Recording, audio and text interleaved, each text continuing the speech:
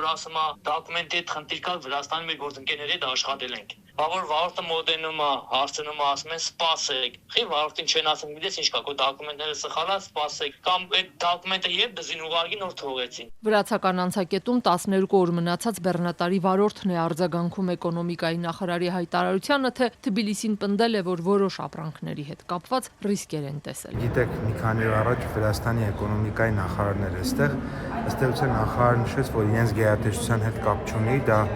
Վրաստանի ֆինանսական ոստիկանություն, այդպիսի կառույց իրական ունեն եւ ֆինանսական ոստիկանությունը ըստ իրենց։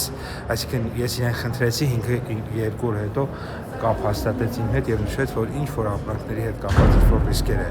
տեսել, այնուամենայնիվ ես խնդրել եմ պարզաբանում այդ ինչ ռիսկերի մասին է։ Վրացական անցակետերում շուրջ 2 շաբաթ մնացած բեռնատարների վարորդներն օրերս դիմել էին ազատությանը, պատմելով, որ վրացական կողմն առանց բացատրության կանգնեցրել է իրենց բեռներն ու չի թողնում Հայաստան մտնել։ Այս վարորդները շինանյութ են ներկրում։ 12 կանել ենք ռուս-վրացական անցակետի ռենգեն աշխատում, երեք դոկումենտները տվել են, ուղղորդել են դեպի Գեզի տերմինալ,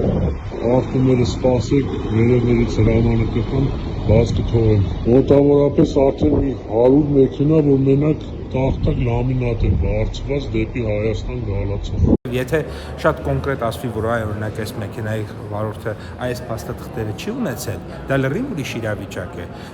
եւ մյուս իրավիճակը, որ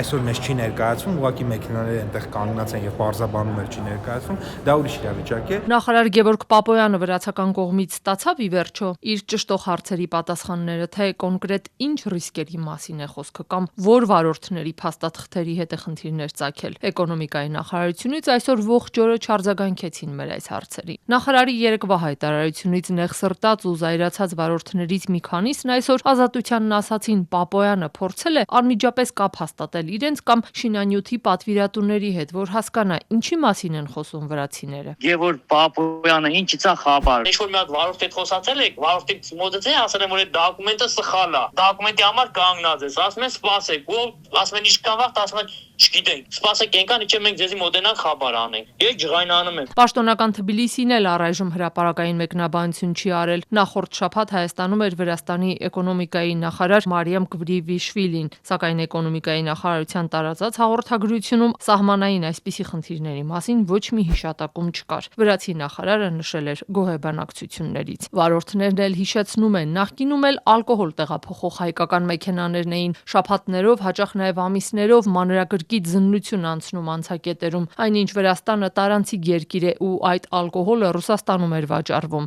Այս բողոքներից հետո միևնույնն է վրացական կողմը շարունակում է ստուգել իր տարածքով Ռուսաստան վաճառքի գնացող հայկական կոնյակը, պարզապես անցակետերում ավելի կարճ են մնում բեռնատարները։ Այս վարորդը ցանկացավ անանուն մնալ, նրա խնդրանքով նաև փոխել ենք ձայնը, ասում է հետագայում հատկապես անցակետերում խնդիրներ են ունենում, եթե իրենց ճանաչում են։ 2 տարի տարի նորմալ աշխատել ենք, միանգամից հոп վերցնում են, որ սաղին պետքա պահեն ստուգում անեն։ Լավ, թող 10 մեքենան ստուգում անեն, եթե ինչ-որ կասկածելի բան կար բեռի հետ կամ դոկումենտի հետ, միանգամից 70-80 մեքենա կայնացնում են, բրավեր կային անում։ Նաև հեղուկ գազով բեռնված մեքենաների վարորդներն էին բողոքում վրացական սահմանին, կաշառք են պահանջում իրենցից, ինչի հետևանքով գազի գինը Հայաստանում բարձրանում էր։ Գումարը տալիս են մի հատ անհատի, որ այդ ապրանքը անցնի։ Գումարը չեն տալիս, այդ ապրանքը չի անցնում։ Այդ ամբողջ խնդիրը։ Իսկ ում են տալիս այդ գումարը։ Անօրինական գումար։ Հայաստան ինչ-որ մեկի։ Այդ մեքենան դուրս է գալիս։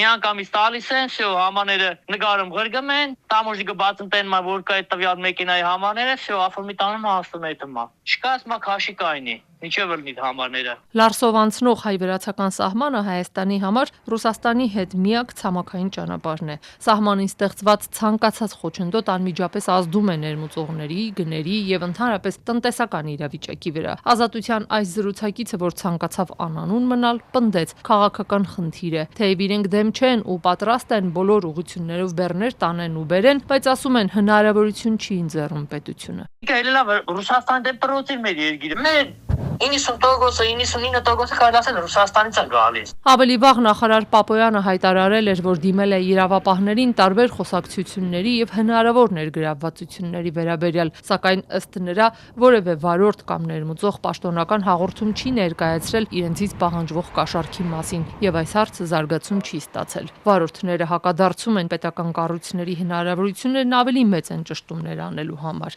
Ինչու են այդ բեռը վարորդների վրա դնում։